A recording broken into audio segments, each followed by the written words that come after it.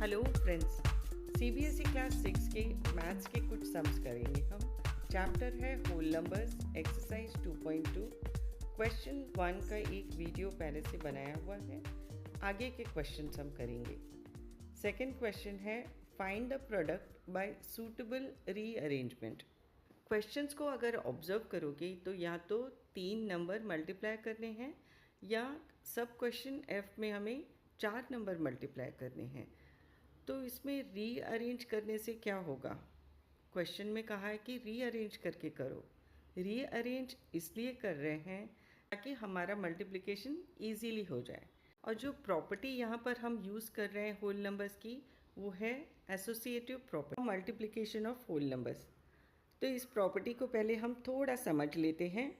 अगर 3 numbers A B C whole numbers हैं तो एसोसिएटिव प्रॉपर्टी के हिसाब से a into B into C equals to A into B into C, यानी 3 नंबर्स में से या 4 नंबर जितने भी होंगे उनका ऑर्डर चेंज करके किसी भी ऑर्डर में हम मल्टीप्लाई करेंगे, आंसर सेम रहेगा। तो चलिए पहला सम कर देते हैं। सब क्वेश्चन ए है 2 इंटू 1768 इंटू 50।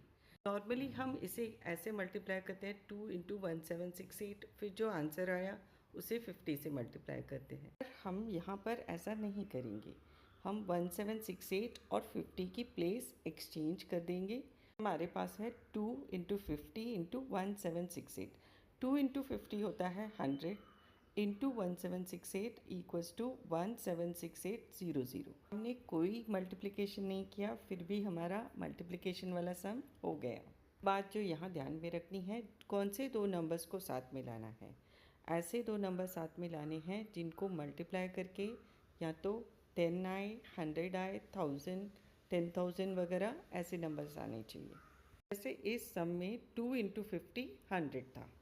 चलिए नेक्स्ट सम देखते हैं। सब क्वेश्चन बी 4 इंटू 166 इंटू 25 में 4 इंटू 25 होता है 100, तो हमें 25 को 4 के नज़दीक लाना है। 166 और 25 की प्लेस एक्सचेंज करने पे हमें मिल रहा है 4 इंटू 25 इंटू 166। 4 इंटू 25 हो गया 100, 100 इंटू 166 इक्वल्स टू 16600। 4 इंटू 25 100 होता है, साइड में नोट करते जाएंगे। पहले वाले सम में 2 इंटू 50 100 था।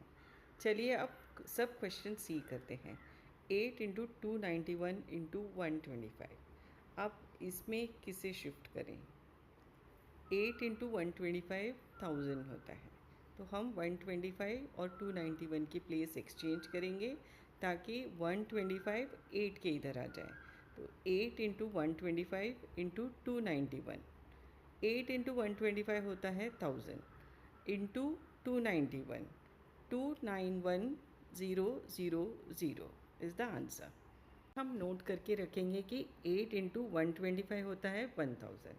चलिए सब क्वेश्चन डी करते हैं। 625 इंटू 279 इंटू 16। अब यहाँ कौन से नंबर्स को साथ में लाना है? 625 इंटू 16 होता है 10,000, इसलिए 279 और 16 की प्लेस एक्सचेंज कर देंगे। तो 625 इंटू 16 इंटू 279, 625 इंटू 16 होगा 10,000 इंटू 279 इक्वल्स टू 2790000। आपने देखा कितने फटाफट हो रहे हैं हमारे सम। अच्छा, अब नोट क्या करना है हमें? 625 इंटू 16 इक्वल्स टू 10,000। सब क्वेश्चन ई है 285 इंटू 5 इंटू 60। इस सम में 285 को अगर 5 से मल्टीप्लाई किया तो एक्चुअल मल्टीप्लिकेशन करनी पड़ेगी। 285 को 60 से किया तो भी करनी पड़ेगी। यहाँ पर जो ईजीएस्ट मल्टीप्लिकेशन हो रही है वो है 5 इंटू 60, दैट इज़ 300।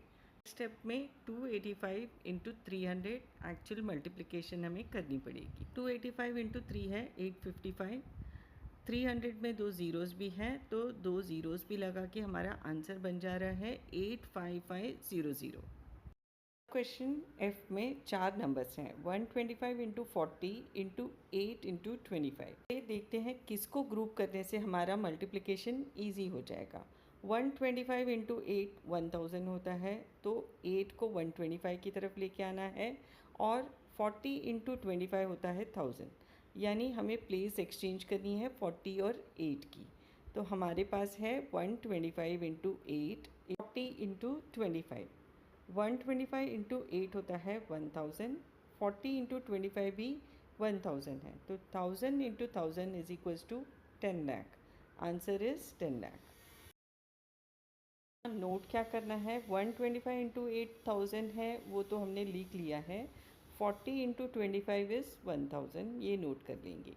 हाँ, जो हमने नोट किया है वो आपको एग्ज़ाम में लिखना नहीं है, लेकिन अगर ये आप याद कर लोगे तो सम करना इजी हो जाएगा। तो चलिए नेक्स्ट क्वेश्चन की तरफ बढ़ते हैं। क्वेश्चन नंबर 3 करते हैं। क्वेश्चन 3 है, find the value of the following. Question 3 में भी हम जैसे दिया हुआ है मल्टीप्लिकेशन, एडिशन वगैरह वैसे नहीं करेंगे। हम अपने सम को इजी बनाएंगे एक प्रॉपर्टी यूज़ करके, तो है distributive property of whole numbers. अगर A B C 3 whole numbers हैं, A into B plus A into C equals to A into B plus C. Left hand side में दो टर्म्स हैं जिसके बीच में प्लस साइन है। तो ये दो टर्म्स, दो यूनिट्स, इनमें ए कॉमन है। ए को कॉमन निकालेंगे, ब्रैकेट के बाहर लिखेंगे, और बाकी के टर्म्स हम ब्रैकेट के अंदर लिखेंगे, बीच में प्लस साइन रहेगा। चलिए अब सब क्वेश्चन ए कर लेते हैं। क्वेश्चन में जो दो टर्म है उसमें 297 दोनों में आता है, यानी 297 कॉमन है। तो उसे हम ब्रैकेट के बाहर लिखेंगे और ब्रैकेट में रहेगा 17 प्लस 3। ब्रैकेट के नंबर्स को ऐड करेंगे, 17 प्लस 3 होता है 20।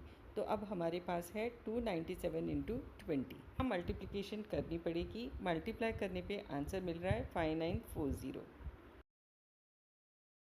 नेक्स्ट सम में कॉमन नंबर है 54279।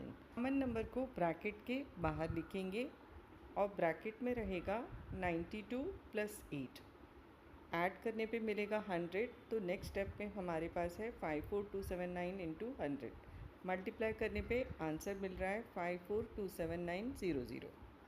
देखिए सब क्वेश्चन सी में कौन सा नंबर कॉमन है। यहाँ 81265 दोनों टर्म्स में आता है, उसे कॉमन लिखेंगे, यानी ब्रैकेट के बाहर एक बार, और ब्रैकेट में रहेगा 169 माइनस 69। माइनस इसलिए क्योंकि यहाँ दोनों टर्म्स के बीच में माइनस साइन दी है। माइनस दी होगी तो माइनस लिखेंगे, प्लस था तो हमने प्लस लिखा था। 169 माइनस 69 होता है 100। तो नेक्स्ट स्टेप में हमारे पास है 81265 इंटू 100। फाइनली आंसर है 812650। सब क्वेश्चन डी को खास ध्यान से समझना है क्योंकि ये स्पेशल सम है। स्पेशल इसलिए है क्योंकि इसमें जो दो टर्म्स हैं उसमें एक तो 3 नंबर्स हैं और कोई भी कॉमन नहीं है। तो अब क्या करें, पहले हम सोचते हैं कि क्या करना चाहिए। 782 और 218 को ऐड करेंगे तो 1000 बनता है, वो ब्रैकेट में आ सकता है, लेकिन बाकी के नंबर्स तो कॉमन नहीं हैं। चलिए थोड़ी मेहनत करते हैं, मल्टीप्लाई करके देखते हैं बाकी टर्म्स को कि कुछ कॉमन नंबर बन रहा है क्या। 3845 इंटू 5 करेंगे तो हमें आंसर मिल रहा है 19225। और अगर 769 को 25 से मल्टीप्लाई करेंगे तो भी आंसर मिल रहा है 19225। तो मिल गया हमारा कॉमन नंबर। कॉमन नंबर 19225 को ब्रैकेट के बाहर एक बार लिखेंगे, ब्रैकेट में रहेगा 782 प्लस 218। 782 प्लस 218 होता है 1000। तो 19225 इंटू 1000। फाइनली आंसर है 19225,000। ये हमारा लास्ट सम था इस वीडियो का। अगला क्वेश्चन नेक्स्ट वीडियो में करेंगे।